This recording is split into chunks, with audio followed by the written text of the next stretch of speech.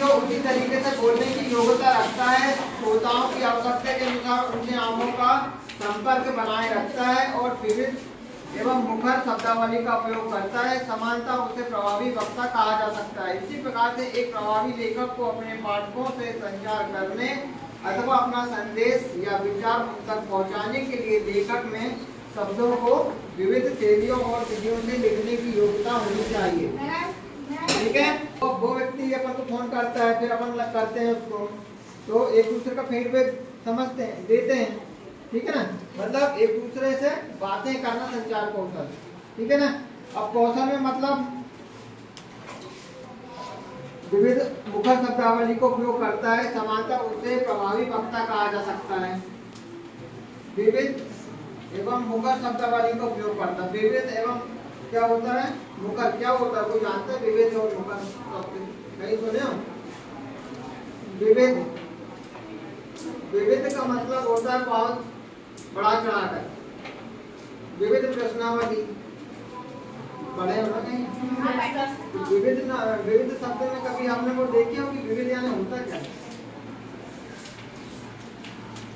लघु उत्तरी प्रश्न, दीर्घ उत्तरी प्रश्न और फिर इसके बाद आता था विविध प्रश्नावली आता था। तो लघु उत्तरी प्रश्न को जान रहे हैं कि अपन लघु उत्तरी मतलब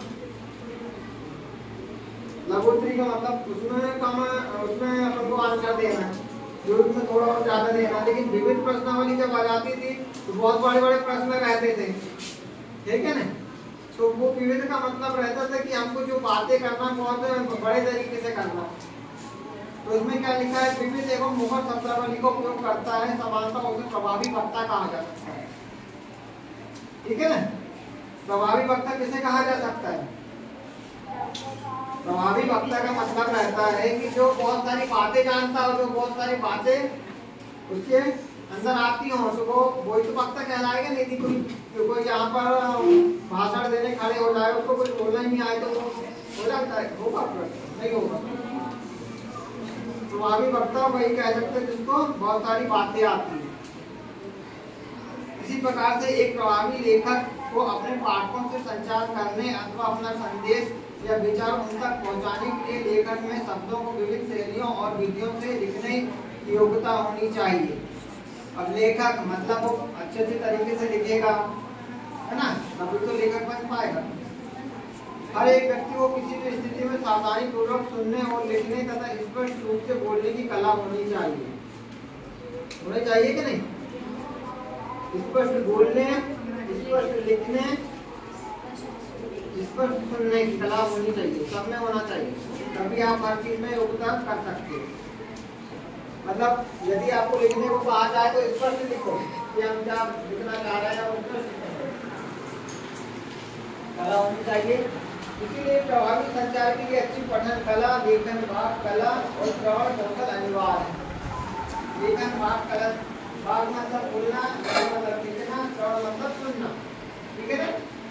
एक छात्र के रूप में आप किसी भाषा का अध्ययन कर सकते हैं, परंतु यह महत्वपूर्ण है कि समुचित रूप से संचार करने हेतु आप में पढ़ने, लिखने, बोलने और सुनने की योग्यता होनी चाहिए।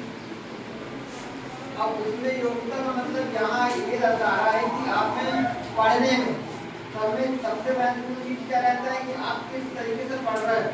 यदि आपको पढ़ने की जरूरत आ रहा है तो आप किस मनोयोग से पढ़ रहे हो, कितना ध्यान केंद्रित है आप, तभी तो आप पढ़ पाओगे। यदि कोई भी चीज आपको पढ़ना है, याद करना है, तो पूरा मनोयोग लगना चाहिए, पूरा मन लगना चाहिए आप, तभी तो पढ़ पाओगे। कहीं मन इधर लगा हुआ तो नहीं पढ़ पाओगे। तो क्या होना चाहिए, ध्यान रहना, ध्यान एकाग्रचित होना चाहिए। एक छात्र के रूप में आप किसी भी भाषा का अध्ययन कर सकते हैं, परंतु यह महत्वपूर्ण है कि समुचित रूप से संचार करने को आपने पढ़ने, लिखने, बोलने और ठीक से सुनने की योग्यता होनी चाहिए।